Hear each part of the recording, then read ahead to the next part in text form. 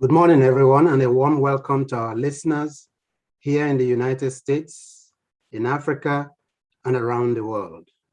I'm Aloysius Uche Odu, Director of the Africa Growth Initiative at the Brookings Institution here in Washington, D.C. Today, I'm particularly delighted that we're co-hosting this event with the United Nations University Institute for Natural Resources in Africa. The topic is Green Trade under the African Continental Free Trade Area, the role of the African Union and the European Union partnership. By now, we're all too familiar with the considerable havoc wreaked by COVID-19. Just when we thought the world should pull together to fight the pandemic, a two-track world is emerging: the rich and vaccinated, the poor and unvaccinated. As if that challenge wasn't enough to deal with, we're also facing the existential threat of climate change. Guess who's suffering the most from climate change? Africa. The continent is now has more cyclones, floods, droughts, famine, and soil degradation. In fact, the World Bank just published last week its groundswell report projecting that by 2050, sub-Saharan Africa could see 86 million internal migrants due to climate change.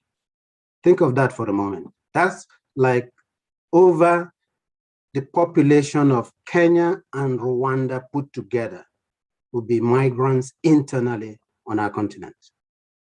While Africa contributed very little to the world's climate problem, it is bearing the brunt of it. So what is to be done? Reductions in emission is part of the answer. But we all know that the Intergovernmental Panel on Climate Change, which just was released recently, says that the global targets on emissions will not be met.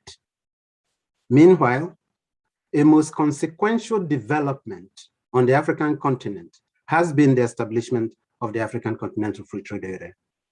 This new bloc comprises 54 countries. It has tremendous potentials to boost trade, investments, to create jobs, and to reduce poverty. Already, questions are being asked whether the African Continental Free Trade Area is green enough to mitigate the impact of climate change, and whether Africa's partnership with the EU can support green growth. Here's my take on this: that the issues at stake are very complex. If the solutions were easy, like putting a man on the moon, the climate problem would have been solved long ago. To provide some answers to the complex challenges posed by climate change, I'm absolutely delighted to introduce our moderator, Dr. Fatima Denton. Fatima is the director of the United Nations University Institute of Natural Resources in Africa. Fatima and her team recently released two excellent discussion papers, which I will really encourage you to download and read. The first one is the Bridges for Opportunity, Partnering for Africa-Europe Green Development. And the second one is Building Forward Better Towards Africa's Green Transformation. I would also like to highly recommend a recently published piece by AGI's own Landry Singh and a trade expert, Colette van der Ven. Their work is titled Greening the African Continental Free Trade Area. It is not too late. On that note, let me now turn over to Fatima to introduce our esteemed panel for today. Thank you very much.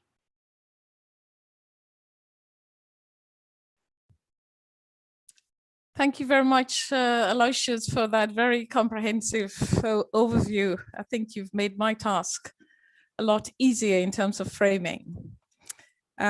So I'll just perhaps get into the discussions, but before I do that, I wanted to just say, yes, we are also equally delighted to be co-convening this event with my colleague and partners at the African Growth Initiative, headed by Dr. Aloysius Odu. We are also extremely pleased that this green development is a sequel of discussions that we've been having thanks to our partners, the German Federal Ministry of Economic Cooperation and Development, BMZ, who's been a very a great partner in this enterprise. And together we've come, we were able to do this as part of a consortium, I'd say, of members, including the Economic Commission for Africa, the ECA, the African Union Commission, AUC, GIZ, the German think tank Adelphi, and the African Development Bank. So it was a great partnership, and that produced the two reports that Aloysius mentioned. Just to just show you this report, I hope my colleagues will be able to put the link of the reports in the chat so that you could download the report. Two words from Aloysius, which I think is going to be extremely important in our conversation. The one is complexity. We are more or less trying to do something that hasn't been done before. And there is a scale issue, there's an urgency issue, there's a management issue. So trade is fundamentally essential to growth, but we can't pretend that we can do trade in the ways that we've done before. Many of our countries are talking about industrialization. Many of our countries have got ambitious industrial plans, and they're also trying to see how they could go on that trajectory, especially since industrialization has had somewhat of a checkered history in Africa. But we can't industrialize in the same way that mature economies have done. Times have changed, but beyond times changing, it's also the fact that we are dealing with an existentialist threat, which Aloysius has mentioned, which comes with its own associated problems and challenges that this continent hasn't produced, but is actually in the front line and is going to be the hardest hit. So we have to industrialize with some degree of ingenuity. And that means that we have to think about how we could green our industrialization and how we could green trade. I wouldn't mention what Aloysius have said about the AfCFTA, which I think is a block that many of us are on bated breath, I would say. We have our hopes pinned against this block to see how much of some of our aspirations could be delivered as a result of the AfCFTA, aspirations related to new jobs, aspirations related to growth, aspirations even related to this industrial ambition that I've mentioned. So very privileged and very, very happy to have these esteemed panels, competent, able panel that will help us have a deep dive. We want to be able to slice and dice this huge topic, which is obviously we're not going to be able to exhaust everything, but we will try. Let me introduce you to our panelist. First of all, I'm pleased to introduce Professor Wisdom Akpalu. Professor Akpalu is currently the Dean of the School of Research and Graduate Studies at Ghana's Institute of Management and Public Administration, GIMPA. And he's also the president of the African Association of the Environmental and Resources Economists. His research focuses on socioeconomics of natural resource management, including fisheries management, economics of crime and punishment, and economic institutions. Dr. Akpalu holds a PhD in economics from Gothenburg University in Sweden. I'm also equally delighted to introduce you to Dr. Angela Lusigi. Dr. Lusigi is the resident representative of the UNDP, the United Nations Development Programme in Ghana. She comes with over 20 years of experience in dealing with national development strategies, socioeconomic analysis and partnerships building, inclusive and sustainable development. Prior to her appointment, Dr. Lusigi was a strategic advisor in the UNDP Regional Bureau for Africa in New York. She previously held other senior leadership positions in Africa, including serving as a regional program advisor of the United Nations. Dr. Lusigi has worked with IFAD. She's also worked with FAO, and she also provided policy support to national programs in South Africa and Zambia.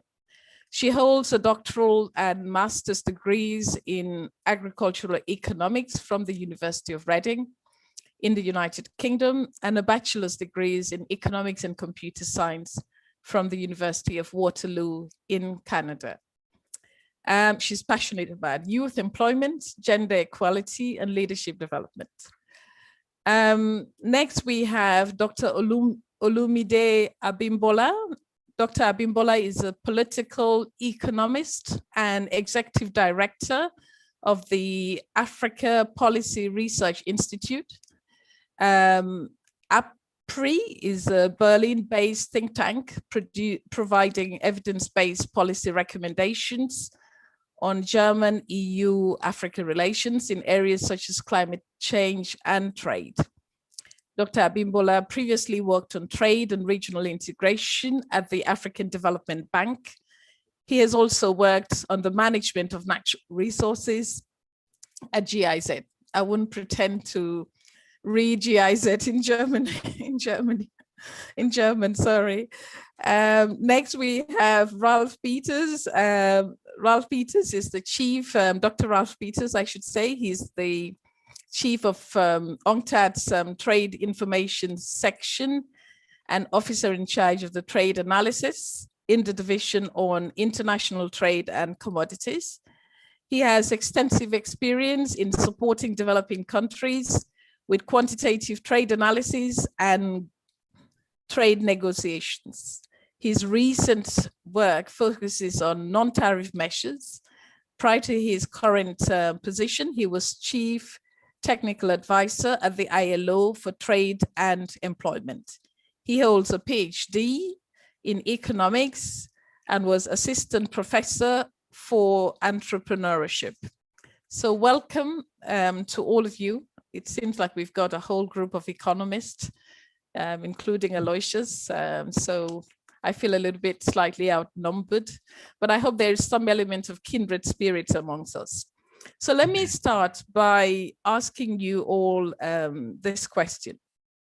You've heard Aloysius' introduction, and he talked about the importance of greening. When we talk about greening the African continental free trade area, what opportunities do you see that are present for the AfCFTA? Can we somehow, does this resonate with you that the AfCFTA can support the greening of trade in the African continent? Let me start with you, Professor Akpalu.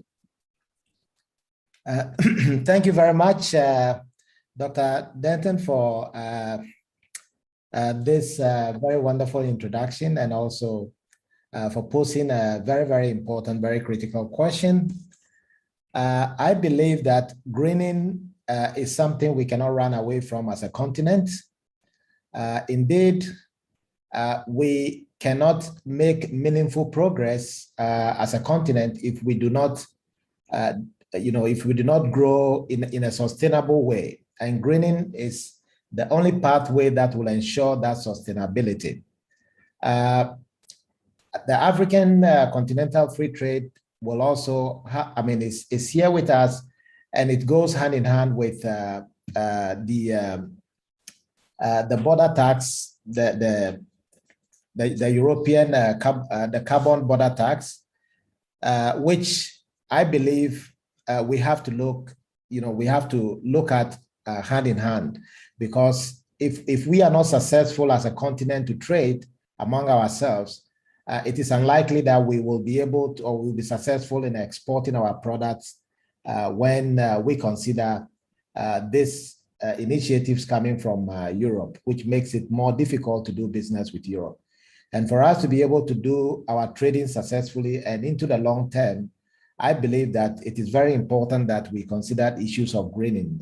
We consider the fact that sustainable development, or development that takes into consideration the rate at which we respect our natural environment, or we respect the exploitation or the use of our natural resources, is extremely important.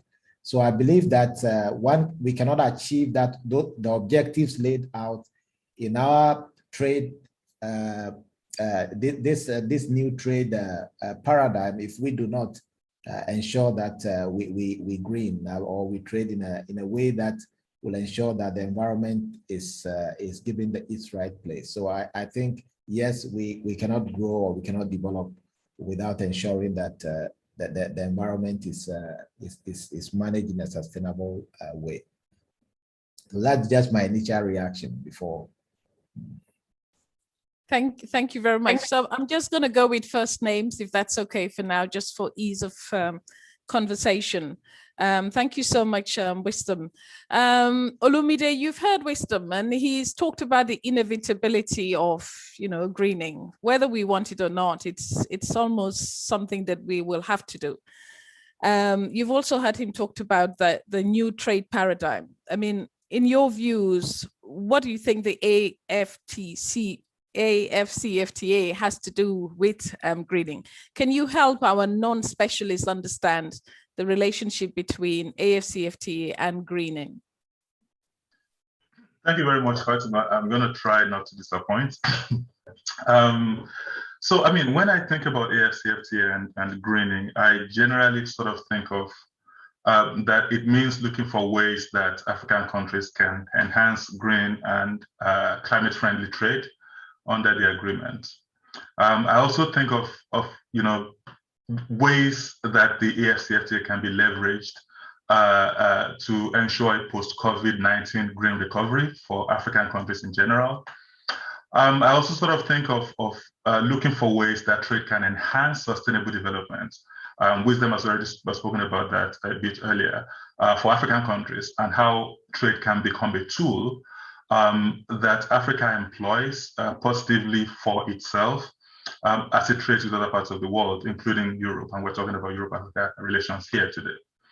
I think it also means looking for ways that African countries can jointly create a common voice on what constitutes, for example, environmental goods and services, something that has been hard to do under the WTO, for example, and what it means to trade in them, right?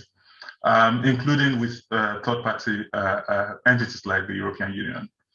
I think it also means understanding what constitutes environmentally harmful goods, so the opposite of environmental goods, and what it means to limit trade in them. So regarding the opportunities for green trade between Africa and Europe, I'm just going to say, that's part of my sort of thinking about it right now. I would say that one of the most important issues is for both sides to agree on how to forge genuine partnerships. We keep saying this, and we'll keep saying it, in sourcing raw materials and energy supplies from Africa. I think it would also include building industrial capacity where it is most needed.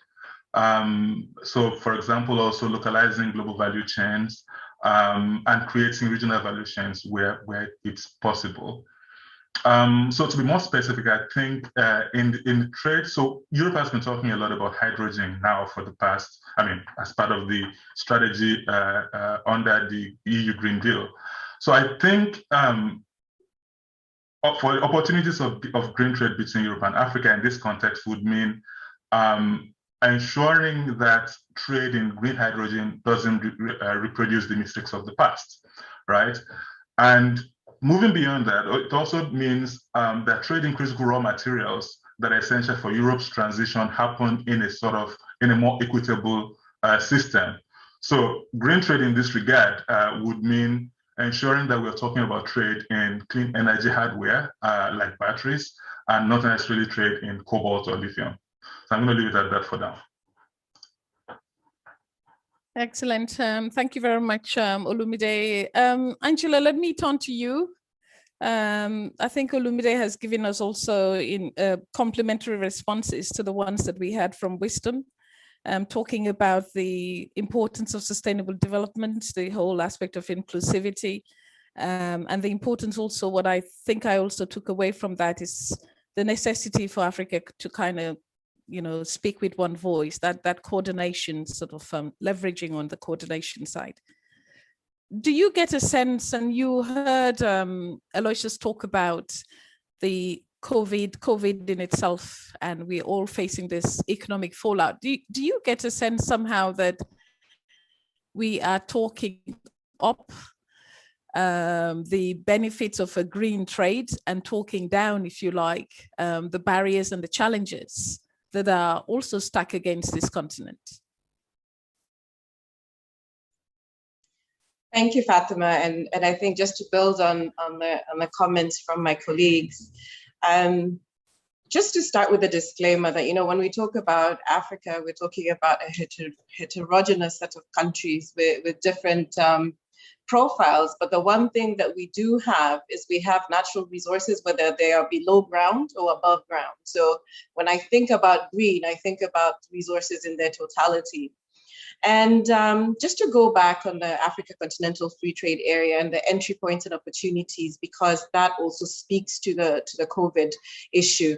Now, the CFTA is really about advancing economic and social progress. So the focus is really on looking at trade as a lever for structural transformation and looking at how we can advance the opportunities and change the structure of our economies so that we have more opportunities for sustainable development.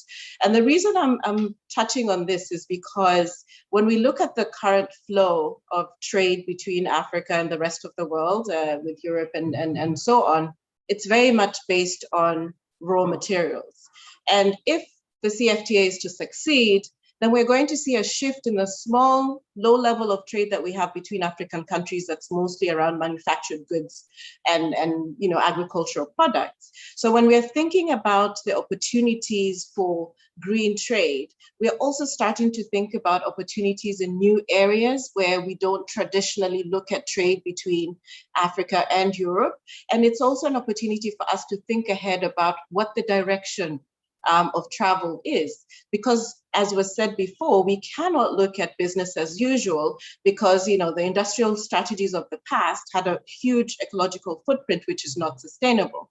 So this is really the opportunity to see how we look at manufacturing and industrialization and adding value to Africa's natural assets in a new way. And there is, coming to your question, there is the opportunity to look at a COVID recovery that is powered by a more sustainable pathway and less carbon intensive.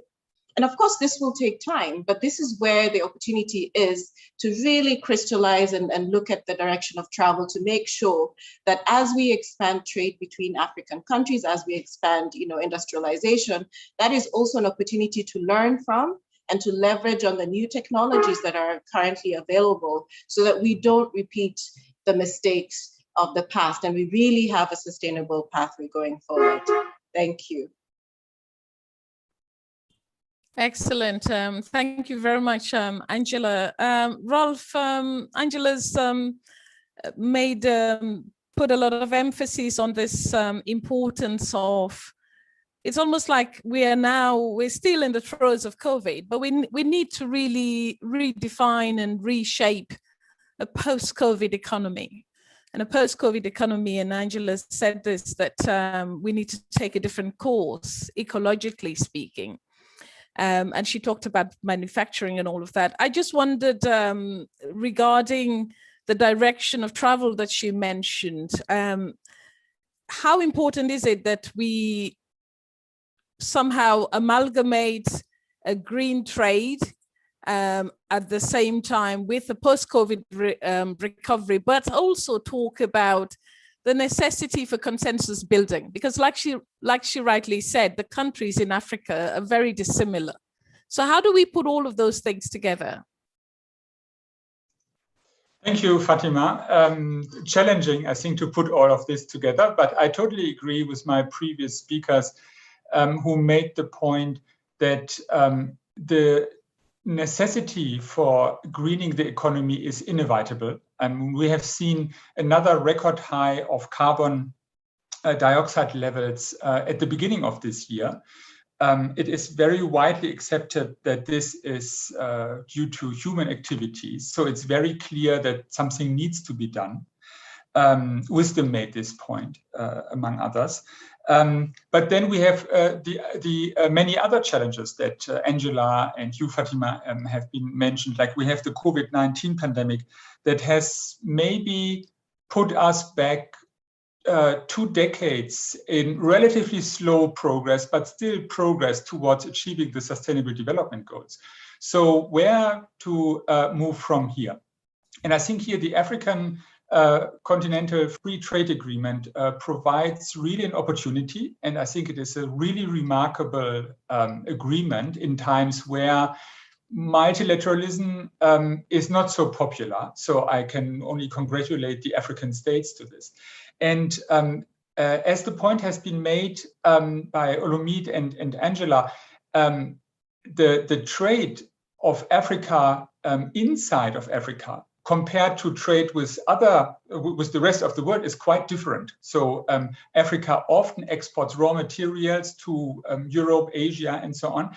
But the trade within Africa is quite different. It is more labor intensive. It is more skill intensive. It is higher in more industrial goods, so it can contribute to industrialization.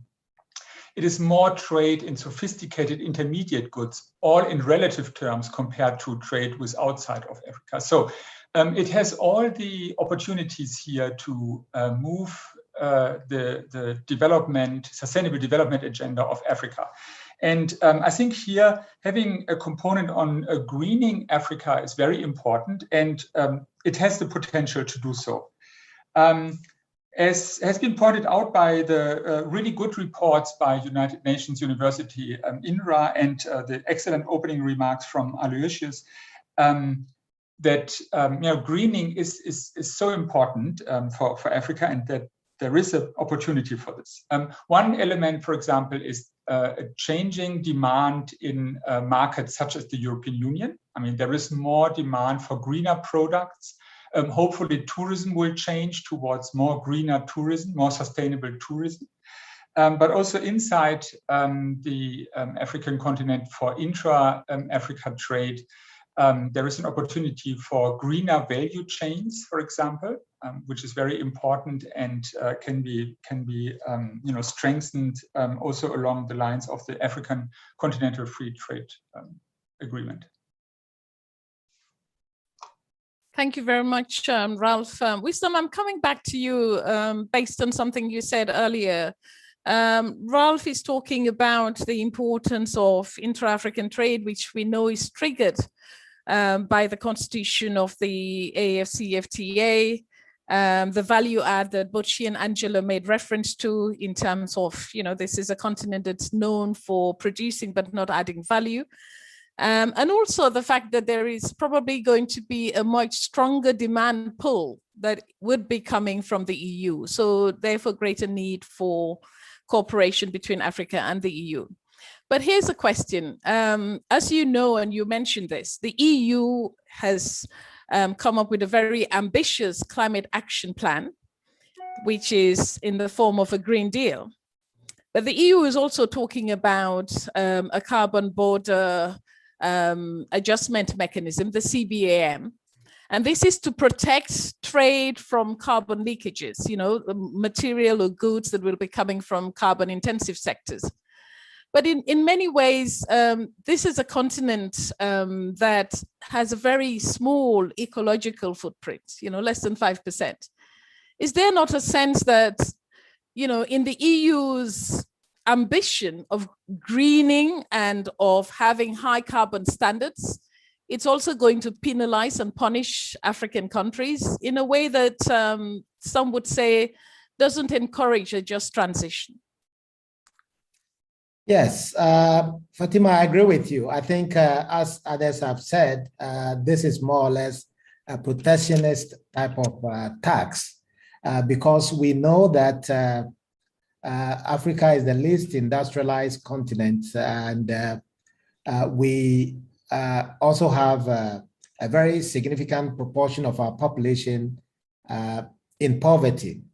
And then because of structural problems, a number of problems on the continent, we have attracted over the years companies, or let me say dirty industries. So if it comes to a point where we cannot export because prices have to be adjusted for energy at the borders, this will become extremely problematic. This will deepen poverty. It will create more hardship, a lot of unemployment, because we know that we have also a very huge youthful population, most of whom are unemployed. So if we have to, if that is introduced, obviously it is going to create a lot of hardship, and it is unfair.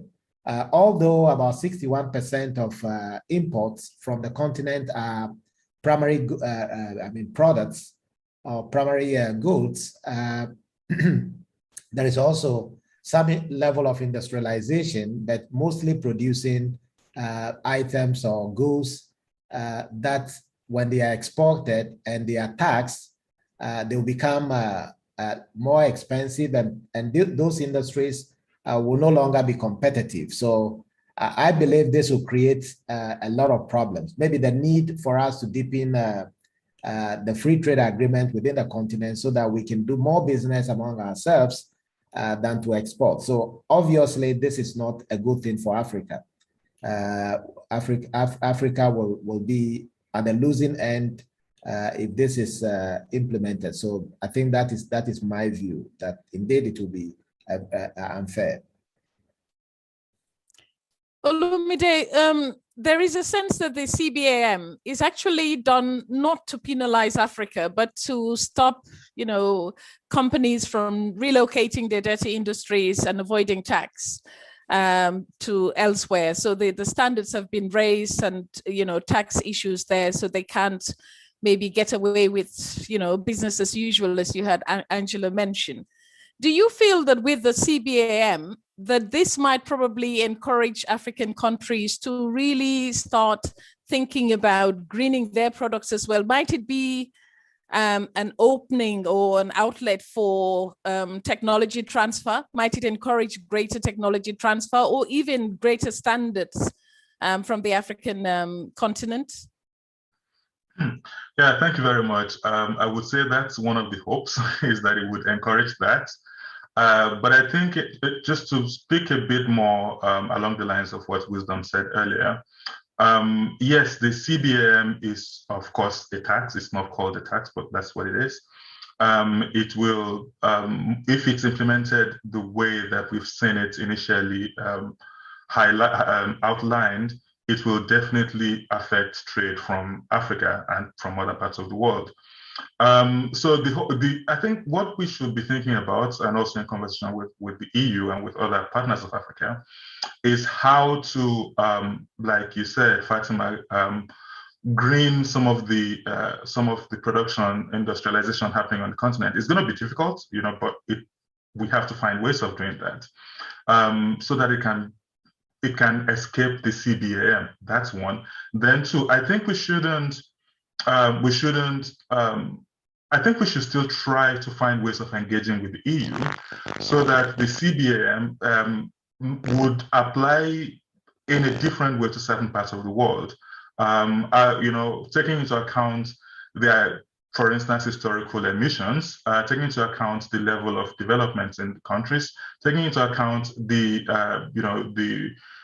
possibilities of industrialization from the countries. So I would say everything you've said, I agree with it. I think it's possible that the CBAM might lead to technology transfer to the continent, and that then from there industries producing goods for export would be greener. That's quite possible, but we shouldn't also leave off the idea of engaging with the EU to discuss how to make sure that this doesn't kill industries on the continent. Angela, Olumide is talking about not killing industries in the continent, and we know that a lot of trade between EU and Africa very often is classed as, the relationship at least is classed as not quite symmetrical relationship, where African farmers are producing, and some of the products that are exported to the EU have to contend with subsidies and tax, and in terms of returns on investment where these farmers are concerned is very marginal. So do you get a sense that the importance of greening value chains can also be done at the same time with this, what seems like another mitigation exercise, whereby African countries now need to start thinking about the products that are going into the EU, and if these products are going to be, guilty of carbon leakage, then they can't. Do you get a feeling that it's a little bit too much for some of these countries to contend with?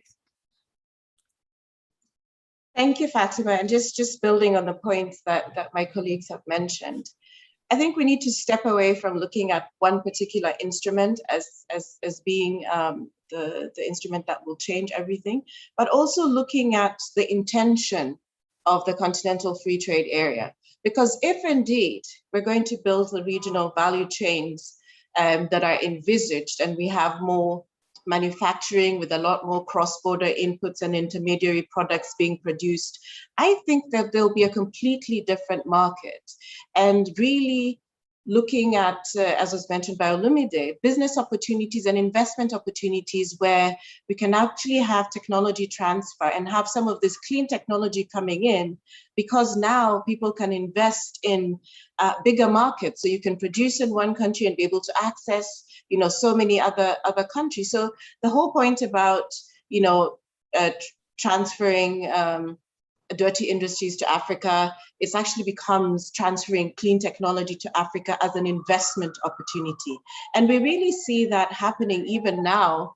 If you go and look at some of the new factories that are being set up for agro-processing and so on, they're absolutely top-notch technology. So it's just a matter of how do we facilitate some of these investments and make it clear that a partnership between African countries and Europe is actually an opportunity to further the ambitions and very high climate ambitions of African countries as well as the EU. So I look at it as a business opportunity. Apologies, I am in Accra and we can hear all the traffic going on. We are a rapidly industrializing country, right? So, but just to finish, I think 3 areas where the CFTA is actually an opportunity to advance the climate ambitions of both EU and African countries is really looking at the rules of the game. Because now, as we're finalizing the protocols and so on, and the agreements, this is the time to look at cementing the kind of certifications and standards that would make it possible to have a sort of uniform and ambitious agenda, while also bearing in mind that most African countries will need time to be able to implement some of the ambitions. So it's not a matter of saying we continue with our carbon intensive development. It's just a matter of how can we facilitate the technology transfer? How can we have realistic timelines so that we are also able to continue to engage? And also another interesting thing with the CFTA is a focus on services. So we're looking at the transport sector, we're looking at tourism, we're looking at financial services. So we're also looking at the whole enabling environment to enable some of these new technologies to prosper. So let me end there. Thank you. Thank you very much, Angela. And that point about this, Irene, I think just brought it home about this rapidly urbanizing region where we have a lot of opportunities as well. Just to come back to you, Ralph, based on the point that Angela has made, I think we do have a tendency to sort of talk up the disruptors and talk down the opportunities. And there are several opportunities here, like she mentioned, the opportunities in terms of technology and transfer and the facilitation of these technologies. You also talked about the demand that might come from Europe, especially in terms of renewable energy. This is a continent that has huge resources, different types of renewable energy, but we know that there are problems as well. Could you give us a sense of how we could really start scaling up the opportunities and using the AfCFTA as a leveraging tool to scale up the opportunities like Angela mentioned?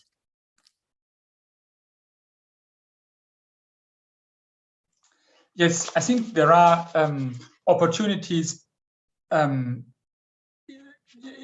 the AfCFTA provides. One is stronger intra-Africa trade with greener products. By nature, already the products that are traded within Africa, as I have outlined, are quite different from those that are traded with other continents. So there is an opportunity here to have more regional trade, which would be greener, to produce, for example, food products for the regional markets, which would be more environmentally friendly. To have less cash crops produced for international markets. And so there's an opportunity here, as then market barriers within Africa would be reduced with the AfCFTA. I think here's a great potential, in particular for the agricultural sector in Africa, but also industrializing Africa. I don't see a contradiction here of industrializing Africa and necessarily then having higher carbon emissions. Because the products can be produced more efficiently if they are produced for a larger African market, so they can be produced with greener technologies. This requires investment, but again here, the Continental Free Trade Agreement contributes and will attract investors to invest here in technologies, including in cleaner technologies, because it will be a larger market and it will be more interesting for investors to invest in these markets. There are green value chains which can be strengthened here, regional green value chains. For example, in West Africa, the product, certain products can be produced and processed in another country, so that can contribute also to reaping the opportunities of the AfCFTA. Exports to the EU, because the EU as a partner is an important component of this discussion here. There is a huge demand in Europe, which can currently not satisfied for biological fair trade products. Africa and its proximity to the European Union market has an opportunity here. I mean, they can produce products which are produced more sustainable for the European market, and they will could get a price premium here, and that can contribute to the African development.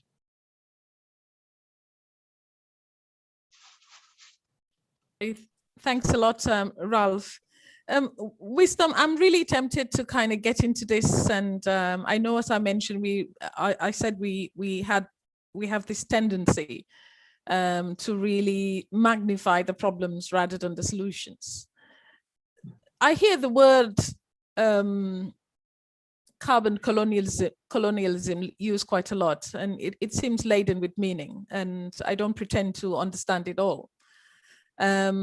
Ralph was just talking about food products.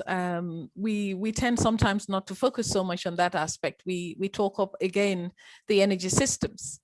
But coming back to something Angela said, which is about timing, do you get a sense that a lot is expected from Africa in terms of a green development within a very short space of time? That for Africa to get it right, to be able to add value, to be able to ensure that it's also leapfrogging, as we tend to say, does it really, has the issue of timing and scale even been considered? The whole discussion on just transition is gaining a lot of ground. Do you get a sense that to a large extent this issue has been somewhat muted, the timing issue, the fact that Africa cannot do this overnight? Yes, thank you very much. So I definitely agree with you. First of all, let me just take us back a little bit. For businesses to operate or to relocate or maybe set up in Africa, the incentives must be right. Capital travels around, and wherever there are good institutions, wherever the environment is enabling, capital will definitely go there. So, and businessmen are actually looking for returns on their investments. And if institutions are weak, and the likelihood of making good investments are not very clear, or there are risks involved in investing in some parts of the world, it's unlikely that investments and capital will go to those areas. And that has been the situation or the fate of Africa. Many big companies, green companies that are operating in the West may be operating at a slightly higher cost, but maybe are making some meaningful returns. But the risk of setting up in Africa or in most African countries or regions, they see that to be quite high. And for that matter, we are not able to attract much of those investments as of now. To expect that Africa overnight will be able to become green and be able to trade competitively in those green products with the rest of the world, I think it's been overly ambitious. So there should be a path towards that transition. We have to begin from somewhere and gradually move up. And just like Ralph said, I think we may need to capitalize on areas of our comparative advantage, especially if we have to do business within the continent, which I believe is very huge, about 1.3 billion people. We can perhaps look at food, for example, where food production and distribution across the continent is a significant amount of, will create a significant amount of opportunities for different countries and different parts of the continent. So yes, I think that the transition has to be, cannot be drastic. We have to leapfrog, yes, but I believe there should be a pathway toward that transition. We have to begin from somewhere. We cannot just all of a sudden become internationally competitive, and we cannot all of a sudden attract all the investment we need because we are not considered as the best places to do business.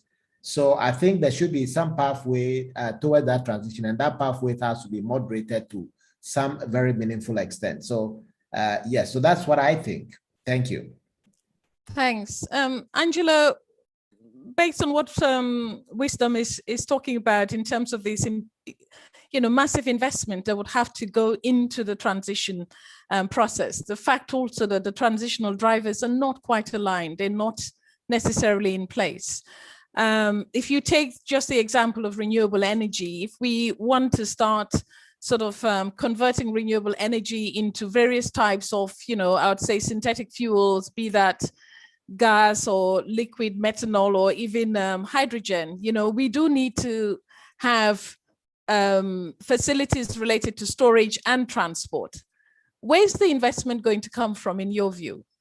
How do we facilitate, or how does the AfCFTA help in that regard? What sort of support do we need for the EU to be able to help in that investment that we're talking about? Because obviously incentives need to be there, and we're all saying that the incentives are not quite there. So what do you see as a role for the EU or even the AfCFTA in terms of enabling these investments? Thank you. That's a very, very loaded question.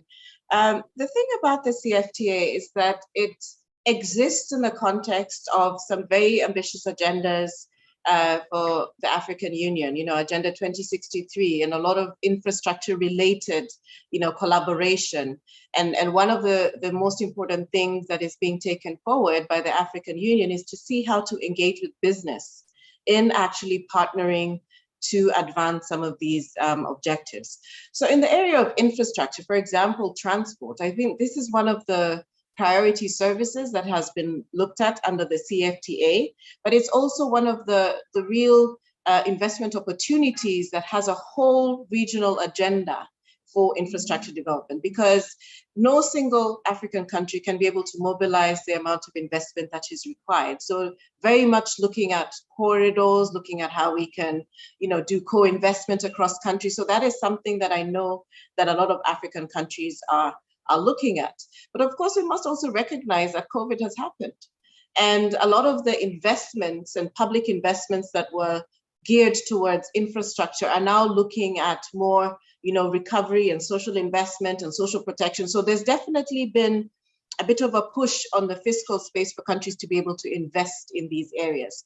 However, at the same time, business is very much interested in partnering with government in some of these areas. So one of the things that the CFTA can do, and across African countries, is to come up with the enabling environment for business to invest and be able to get a good return on the investment across countries. So I believe that looking at the relationship that we have between the AU and the EU, that is a prime opportunity to be able to, foster some of these partnerships and that's some of these engagements.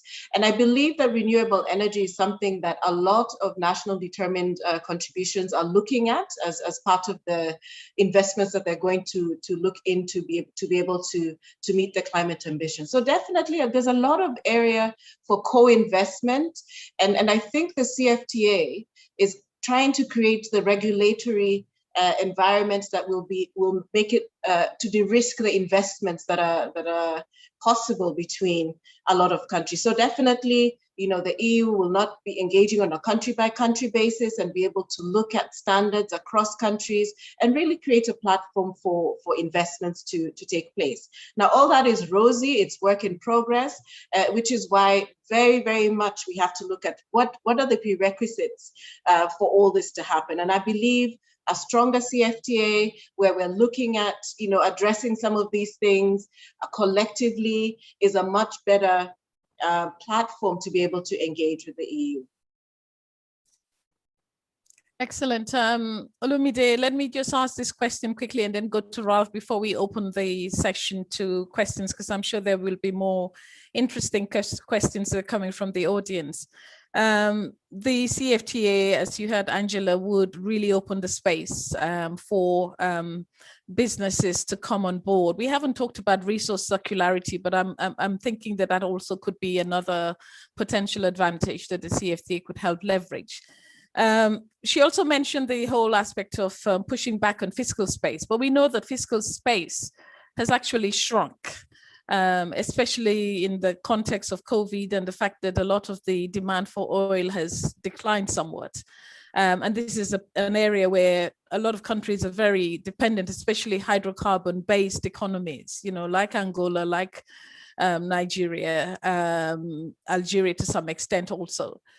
What is your sense about how, looking forward in a post-COVID world, the CFTA could really help with that sort of regulatory mechanism that Angela was talking about in supporting countries to actually protect their fiscal space? Because for me, without this fiscal space, it leaves you very little room for that safety nets that you have, your social protection mechanisms and support that you can give to your general populace. What can we expect of the CFTA?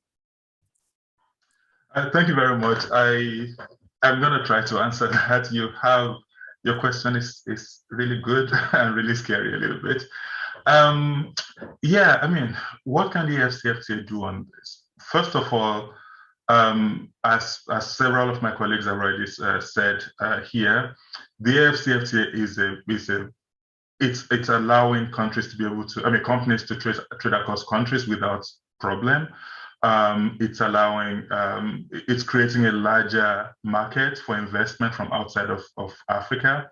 It's creating a larger market for investment for African SMEs and African investors in general. So that's the rosy picture that we have, and that's what we hope it actually does. But the first step to getting there is implementation. Right? So African countries still have to domesticate the instruments, the agreement, into their own legislative space. They have to appoint the agency that is going to be responsible for issuing the licenses according to the AfCFTA regulations and rules. They are going to have to raise the capacity of companies within their countries to use the larger market that is now available to them. So a lot of things still need to be done. But like Angela just said, looking forward, looking ahead, looking into the future, if countries are able to do the things they should do, and we should be looking at that already right now. So if there's any way that research capacity can support countries to do the things they're supposed to do, so that the market is actually really available to the companies in their countries, right? So that they can trade across the borders and across the continent. If we're able to support that, or if countries are able to implement the instruments that they need to implement to make that happen, then we can start talking about how it would actually have effect on their fiscal space. But the AfCFTA itself won't do that. It is just an agreement that still has to be turned into something that is real for countries, and that has to be turned into something that is real for businesses on the continent, in the countries. And that has to be turned into something that is real for investors coming from outside of the continent, which, of course, they're also interested in larger markets. They're interested in, I mean, we keep talking about how small individual African countries are as markets for investors. And so they're interested in coming to a larger market. But countries have to make that possible first in order for that to happen. Thank you. Thanks. I'll go to Ralph, and then we'll open up the space for more questions. Ralph, this AfCFTA still has some travel to do, especially in terms of actualizing some of these things and implementing them. Do you sort of get a sense that it might have a role to play in terms of bilateral agreements between EU and individual African countries in terms of trade agreements? Does the CFTA have some role or support mechanism that it can do in that regard? Would it change? I think there is. Yeah. No, I was just going to ask whether it would change the nature of trading relationships between the EU and Africa. It probably would, because as we know now with the economic partnership agreements, it's the EU and always some regions within Africa. So it's not the continent as a whole. And I think for Africa, there is a great potential for stronger integration, and then making trade agreements as a bloc with its partners. That has been mentioned by several speakers here. I think there is a good potential here, but I also see an interest in the European Union for a strong African market. So I don't see really here that there is not an interest in this. On the contrary, I see quite some support for real Africa integration. And I think what Olumide just said is very important. I mean, this very remarkable agreement has been signed, and I think this is it's one of the biggest trade agreements in decades that has been signed. But yet it has to be brought into life. I mean, there are still so many open ends, like even the tariffs reduction hasn't been finalized yet. So there are still within this trade agreement many issues that yet have to be really clarified. So I think that is very important. And here, so I think African countries also have a responsibility here now or responsibility and opportunity to bring this to life and to collectively agree on more. Angela has mentioned the standards and regulations, which is very fragmented in Africa, as it is in many other regions. And that adds a huge cost to trading within Africa. So I think this is something that African countries could address by trying to mutually accept their regulations if they are at a similar level. In West Africa, there's more progress than in some other areas in Africa.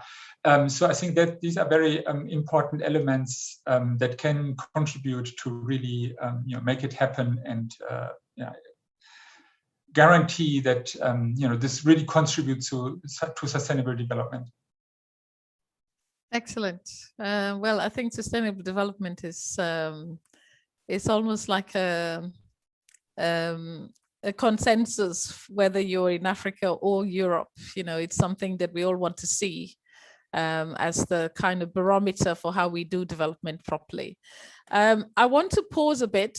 I'm not quite sure how it works in terms of the questions, but I would like to see whether we are getting any questions from our audience so that we could maybe address some of these questions. I know we haven't talked about a subject that is very dear to me, which is the whole aspect of stranded assets, and also these opportunities that can be mined by the green minerals that we see emerging. But whilst we're waiting to see whether there's any question, I just wanted to throw it out to Wisdom. There's always a sense when you talk about EU-Africa relationship, there is, you know, the sort of doubting Thomases always think that there's some kind of conspiracy. And that, you know, it's almost like Africa is not expected to do well. But I think it's in EU's interest, it's in Europe's interest to see a competent Africa that is able to be a strong trading bloc and negotiate, you know, at an equal footing. Would you not say? Yes, to a very large extent, yes. I think continents are in business. We are trying to, you know, maximize the well-being of our citizens. So Africa is concerned about its people. Europe is concerned about citizens of Europe. And when you come to trade, you come from, I mean, it depends on your position of strength. So Europe obviously would like Africa to do well as much as that will benefit the relationship or the trade relationship between Europe and Africa. So I don't think this is really a conspiracy. It's just how business works. So if Africa is in a position to you know, give Europe more than they currently have from Africa, I think it will be good for Europe. So maybe the free trade, if it creates business opportunities for European businesses to set up, knowing very well that they can now do business with a larger population and make more money, I think that will be a win-win situation. So that is why I personally believe that this continental free trade agreement is not only going to benefit Africa, it could also bring tremendous benefit to Europe because of the opportunities that it will unleash. So I don't believe it's a conspiracy to keep Africa where it is supposed to be, or to keep Africa in perpetual poverty or perpetual destitution, but it is actually something that will spur growth for Africa as well as benefit Europe as well. So this is a symbiotic relationship. We have to depend on each other in one way or the other to keep going. So I don't see a conspiracy here, but I see a lot of mutual benefits if things are done properly. So, and now we also have this issue of migration, which is causing a lot of problems for Europe as well, closely related to this. So if Africa is not doing well, there will definitely be spillover effects. Of course, there are moral dimension to it.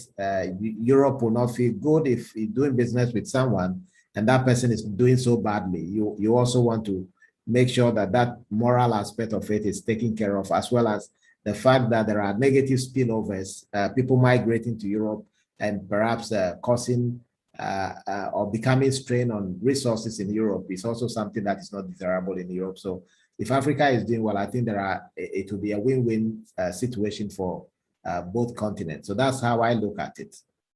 Thank you. Thanks, Wisdom. Angela, when we were sort of introducing you earlier on, we talked about how passionate you are about leadership, but that L word's been somewhat muted. You just had what Wisdom's mentioned. And I think in his earlier remarks, he also talked about the importance of institutions. We can't go and stagger into a green development. You know, it needs to be coordinated, structured. It needs to have some regulation and rules. To what extent do you think that leadership is also a kind of key word to, you know, end this green development? What's the role of leadership in this? Thank you. Interesting question. Yes, definitely leadership.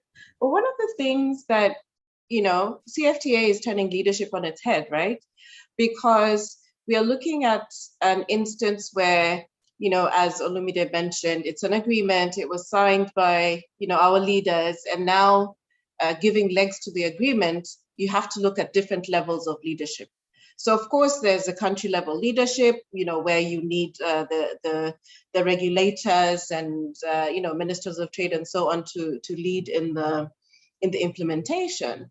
But then at the same time, and what I'm seeing in Ghana and many countries, is that the business sector is really coming forward and saying, we also want to be engaged in how this is being implemented. So we're looking at an instance where the leadership is now, co-shared between the public sector, the private sector wants to get in, but also the SMEs. This is a new area of engagement, because we have small operators who are now beginning to understand that there are opportunities for them to grow by, getting involved in cross-border trade. So now there's the area of leadership, but the question is, how do we engage with different associations, whether it's producer associations, whether it's the labor movements? There's a lot of leadership that is co-shared now. And the question is, how do we, in the implementation of the CFTA, ensure that these platforms are engaged so that we can actually see us moving from ambition to action? So definitely there's leadership at the national level, there's public sector institutions leadership, but also the SMEs are coming up and saying, we want to be engaged. And very recently, we've had an exercise where we were looking at women SMEs and women traders to kind of see what their aspirations are for the CFTA. And they are also beginning to organize themselves and say, we want to have a voice, we want to contribute to the Women in Trade Protocol. So all I can say is that from where I sit, going forward, the leadership will be required at various levels, and for the Secretariat and other actors who are trying to advance this agenda, it's very important to make sure we have the platforms in place to continue to engage, different sets of actors. Great. And I can't say anything else to that. A very complete response, Angela, especially about this co-shared leadership and the fact that, the SMEs and the businesses are not sort of passively waiting to be engaged, that they've recognized this space and they know that they also have a value add, so they're coming on board. There are several questions, and to be able to sort of do justice to the question, there's a first one, I believe, which is, in what ways does the political economy constrain the greening of the AfCFTA, and how can the bottlenecks be addressed? So I'll throw that out for you. And there's another question that is also looking at the potential enforcement mechanism to police any sort of environmental policies through the AfCFTA.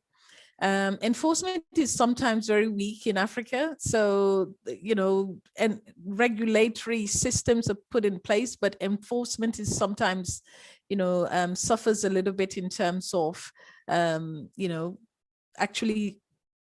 people actually respecting it and doing what it says.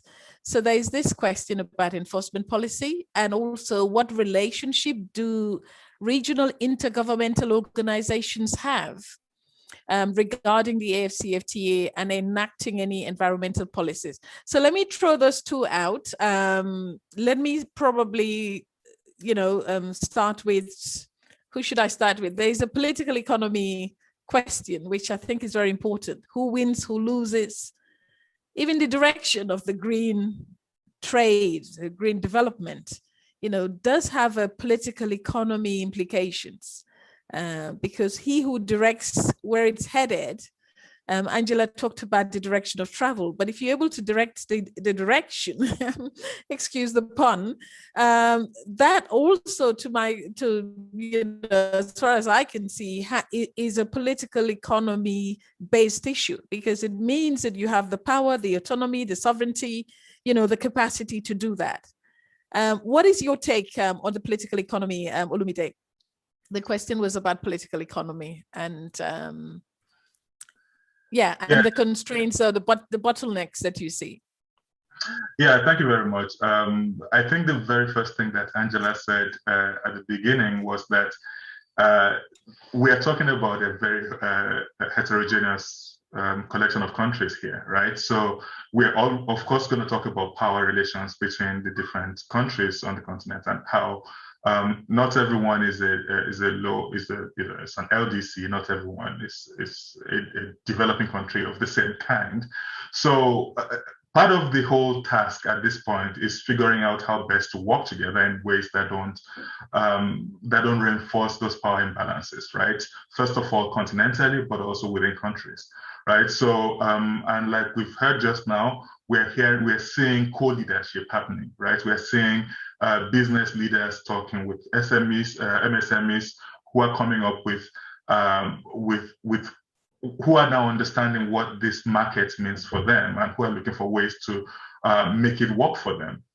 We are seeing political leaders having to engage with labor leaders who are trying to figure out what this would mean for labor in countries, right? Where you suddenly have a company coming from an outside country who is employing labor in a different way than they're used to in the country. So you're seeing all of this happen. I think, again, it's back to implementation. It's back to the idea of how do we actually ensure that all of these layers are not, that we don't reinforce, like I said, the political imbalances that are there before, that were there before. And we can also roll this back to rural and urban differences and sort of try to make sure that the agreement doesn't also reinforce those imbalances, that rural dwellers don't end up bearing the brunt of much of the trade happening under the AfCFTA. We can also push this towards youth and women. How are we ensuring that they don't lose out? How are we thinking about their role in this whole process? Not just as people who will implement, but actually voices that contribute to creating it. So, I mean, all of these are things that we have to think about. And I'm sure that African countries are thinking about it, but I just feel like it's important to sort of reiterate that at this forum, to say that they're very important discussions to have, and they're very important discussions to have precisely now that implementation is starting.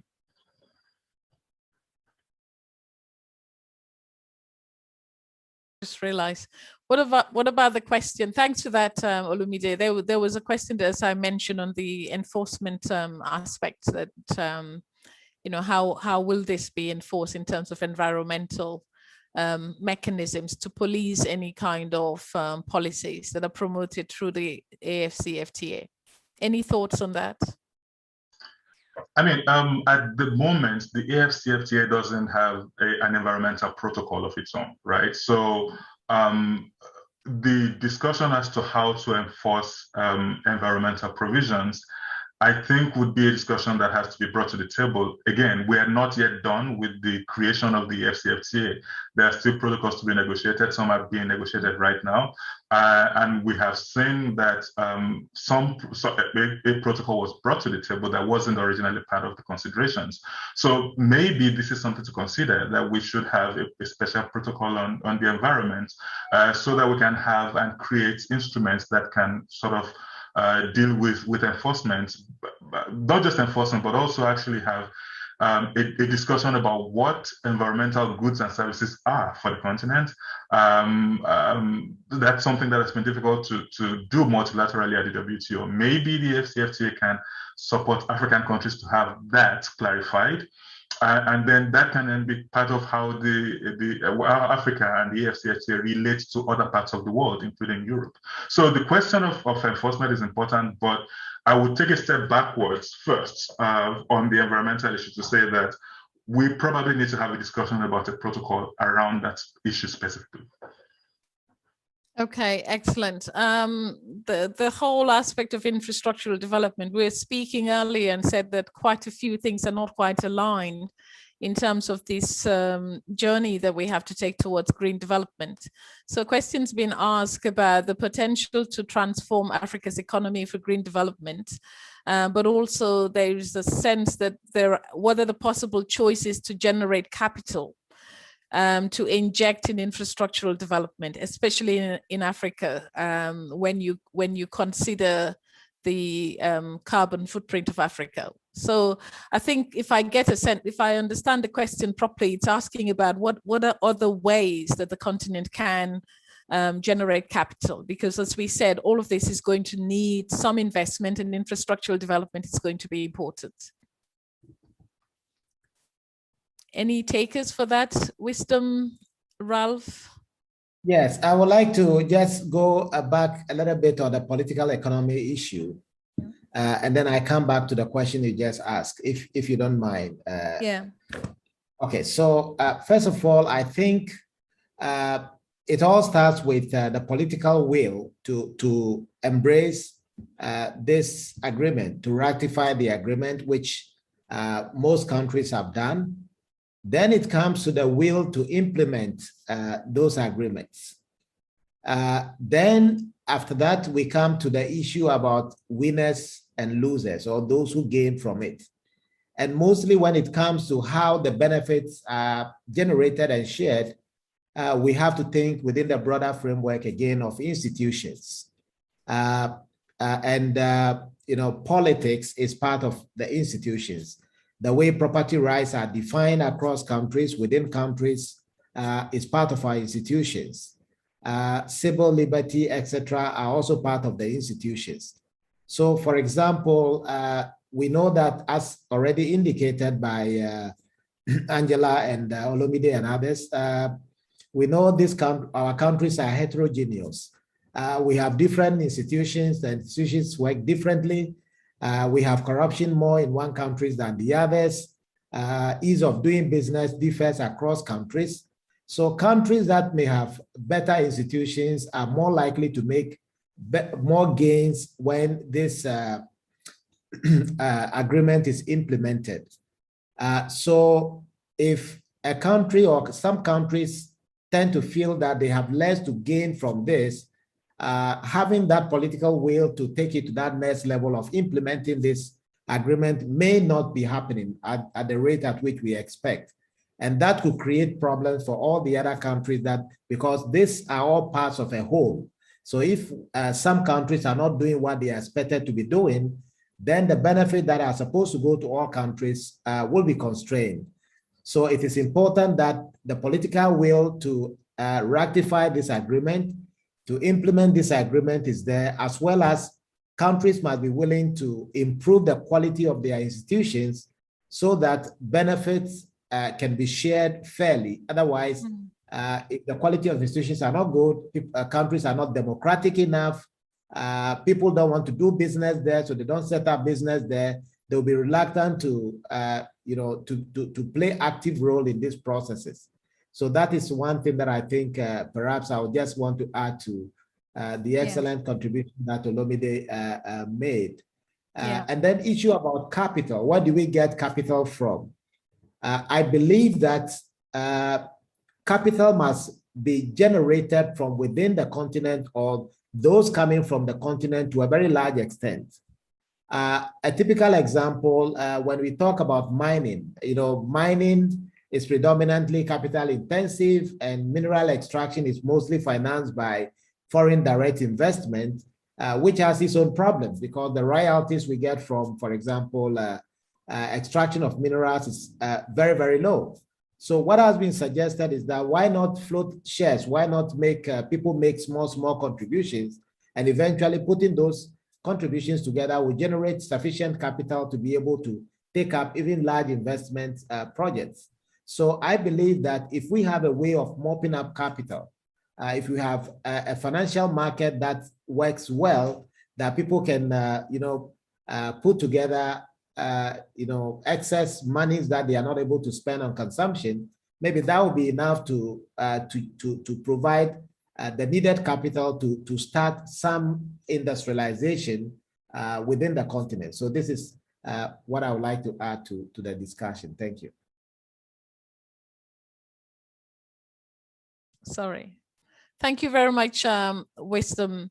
There is a question that is talking about in which product areas can companies and organizations who are focused on sustainability, either through green building or manufacturing, engage African countries through the channels that the EU partnership has have created. So whether we can provide examples. I don't know whether, Angela, this sort of questions question can be put to you when you were talking about the aspect of businesses and sustainability. Yeah, I'm actually also trying to understand the question. But I know that the question is focusing on sustainability and is asking about either through green building or manufacturing, what the channels that the AU-EU partnerships offer, and what sort of concrete examples can we provide? Okay, thank you. That's a very complex question because, as Olumide mentioned, everything is still unfolding. But what I do know is that the specific African countries, there is a movement now to try and push investment in SDG sectors.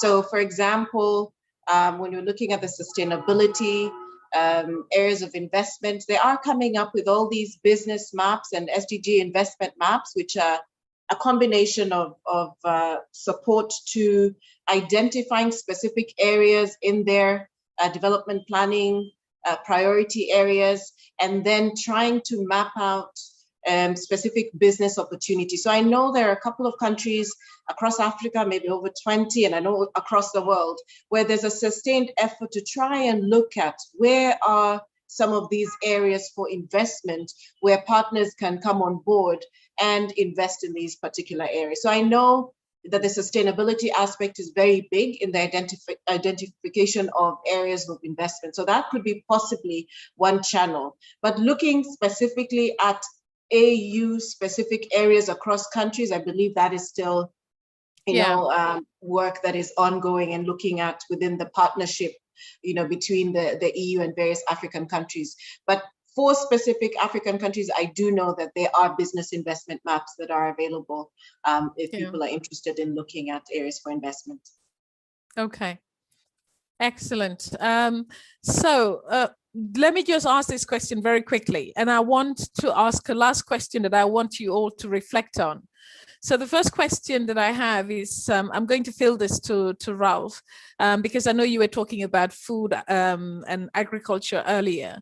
The question is asking, what contribution can food trade make to the success of the AfCFTA and accelerating value addition? So that's a question to Ralph.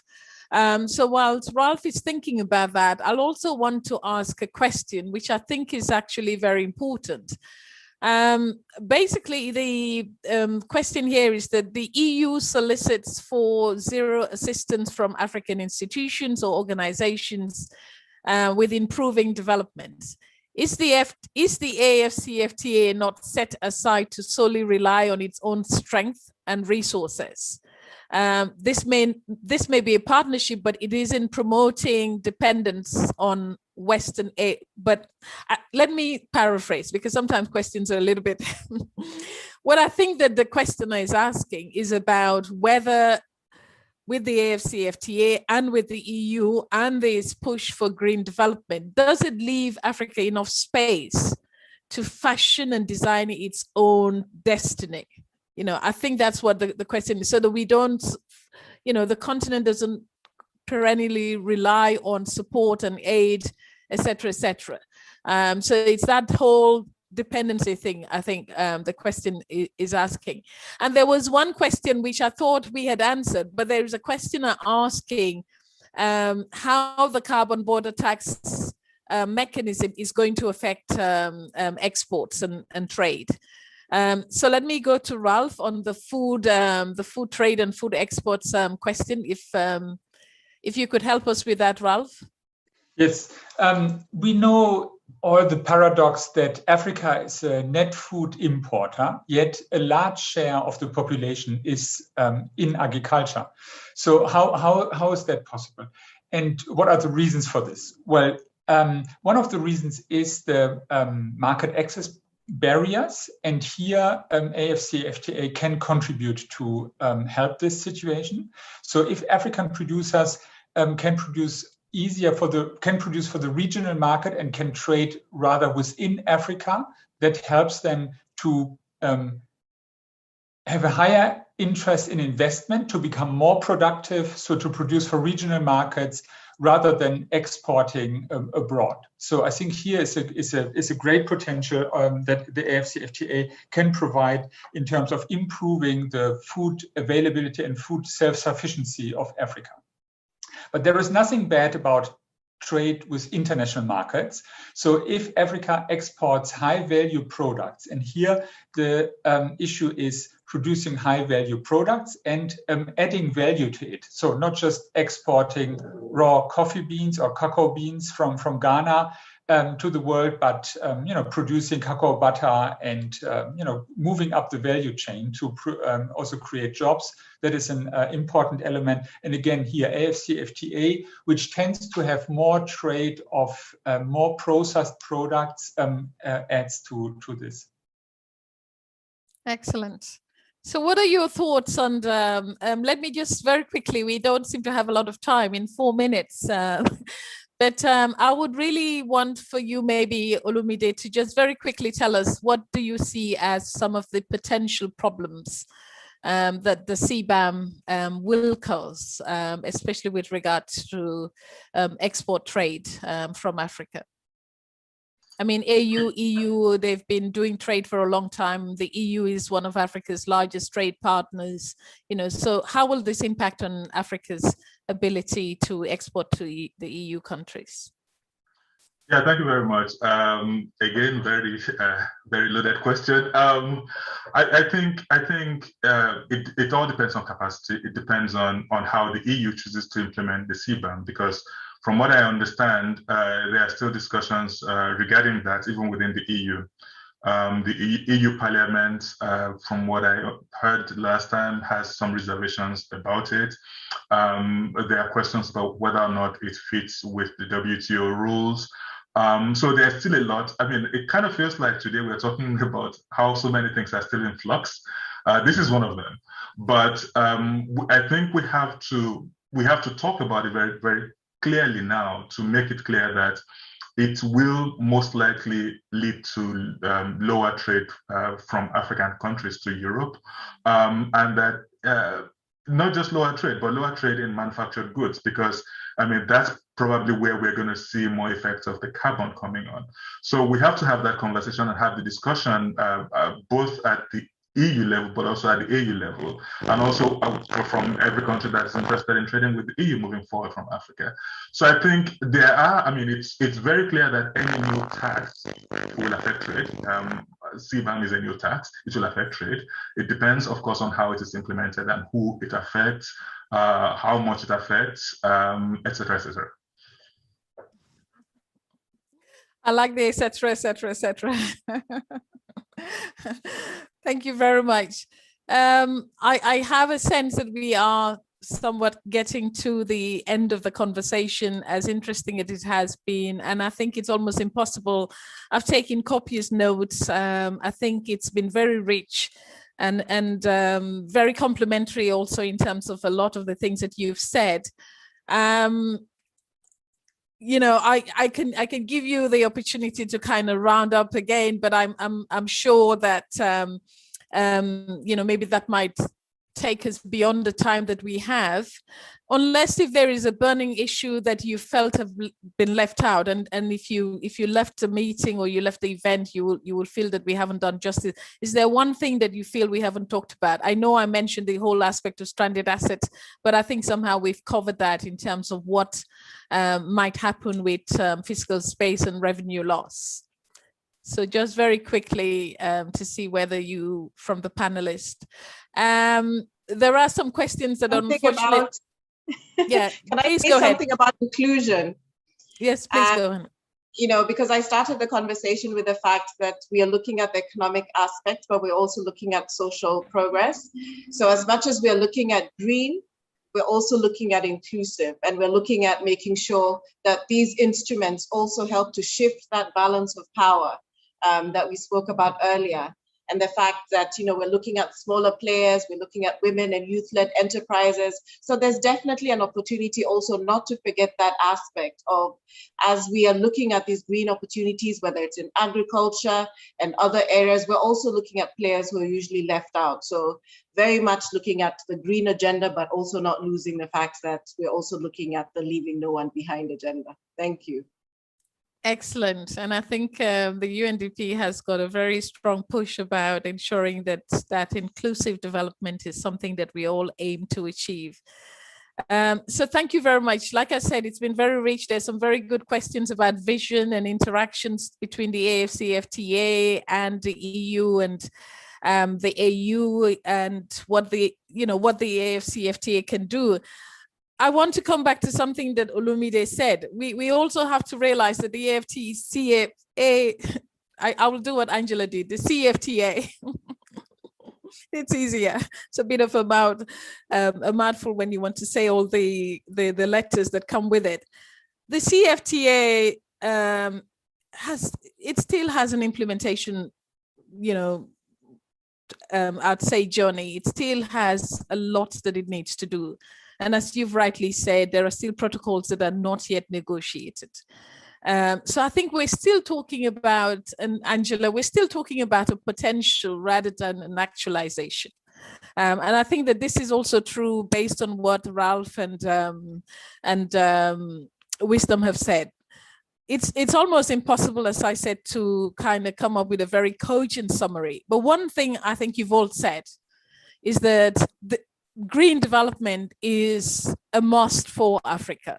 It's almost a de facto thing. We have to do it. We might delay in doing it. The timing might probably take a bit longer because we can't just, make it happen overnight, but it's something that we have to do. And I think you've all agreed on the benefits, that green development should not be seen as something we do for the AU or for partnership. It's something that Africa does for itself. And it's important because it has growth diversification benefits.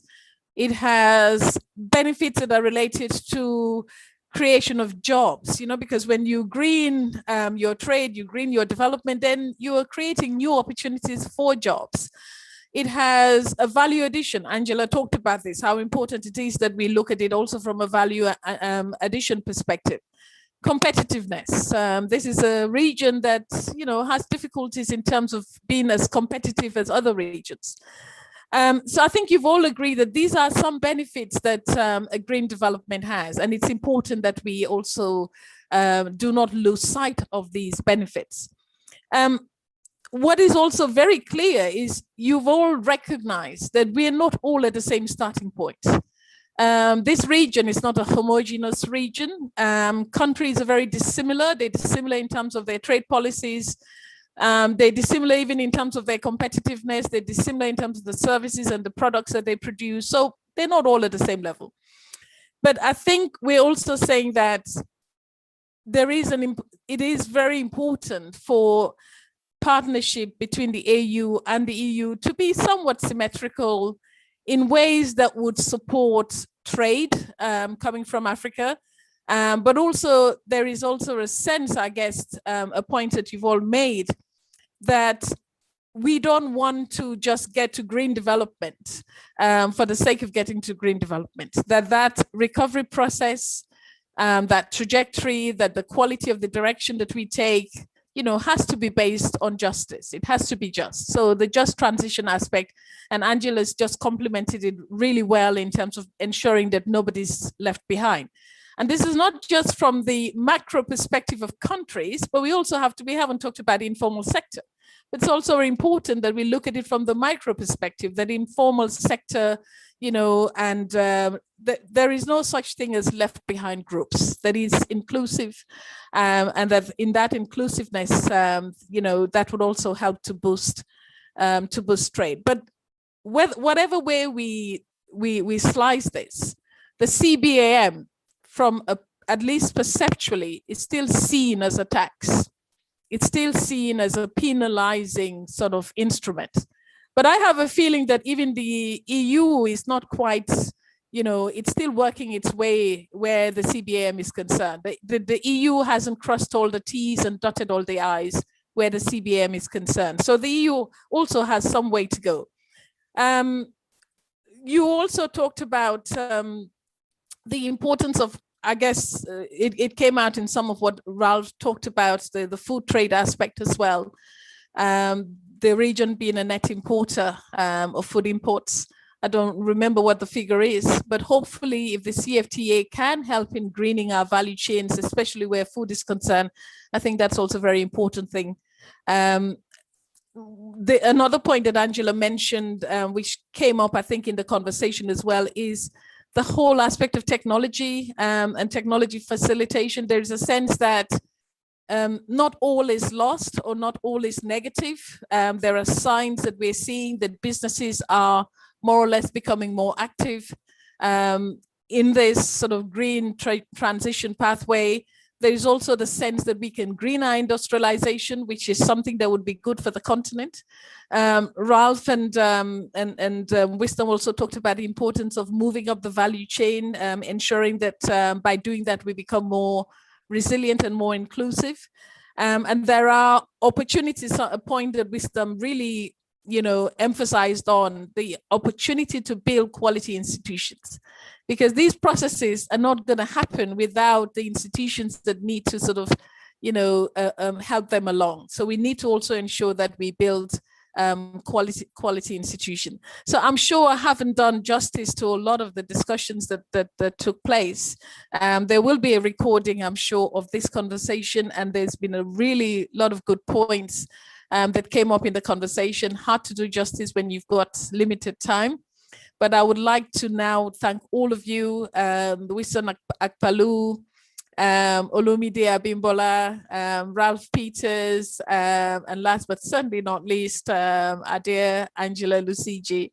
Thank you all so very much. Thank you, Aloysius, for setting the scene and for a brilliant expose on this very important topic. I think please stay tuned. The Brookings through the the African Growth Initiative is doing quite a lot in this area of work. We are also working very closely with them and other partners.